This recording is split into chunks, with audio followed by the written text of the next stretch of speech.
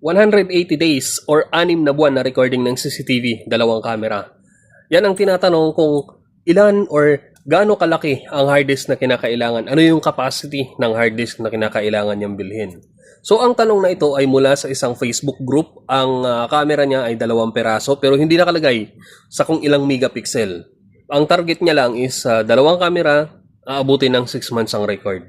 Okay, so ang titingnan kasi natin dyan is ano ang specs ng camera mo. Meron kasing 2 megapixel, mayroong 4 megapixel. Pero since may application tayong ginagamit dyan para sa pag-compute niyan, tiningnan natin yung computation na yan. So, i-maximize natin 8 megapixel yung camera, 2 peraso. Pagkatapos, gumamit ka ng recorder na naka H.265 na yung ano niya. Tapos, ang target mo is 180 days or 6 months. So, nung kinumpute natin yan gamit ang application natin, umaabot siya ng 15 terabyte plus. So, mas maganda niyan, kumuha ka ng DVR or bumili ka ng DVR na capable magbasa ng hard disk na abot ng 16 terabyte. Okay? 16 terabyte kasi nasa 15 yung ano mo eh. Wala ka namang mabibiling 15 terabyte na hard disk.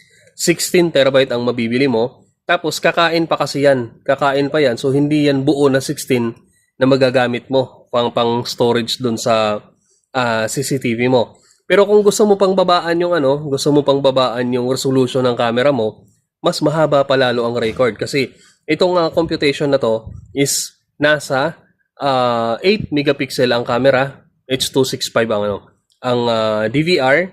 So bababa ay hahaba pa yan, posibleng umabot ng 7 months pa yan or depende pa sa settings mo. Halimbawa, naka 16 terabyte ka, 2 camera, 2 megapixel lang yung ikinabit mo. Pagkatapos nakaset pa siya ng motion detection.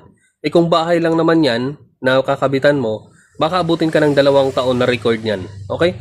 So, isaset mo yung CCTV, isaset mo siya sa motion detection. Ibig sabihin, magre-record lang siya once na may ma-detect na motion. Kapag walang motion na mangyayari dun sa area, wala siyang record na ma-detect. Okay?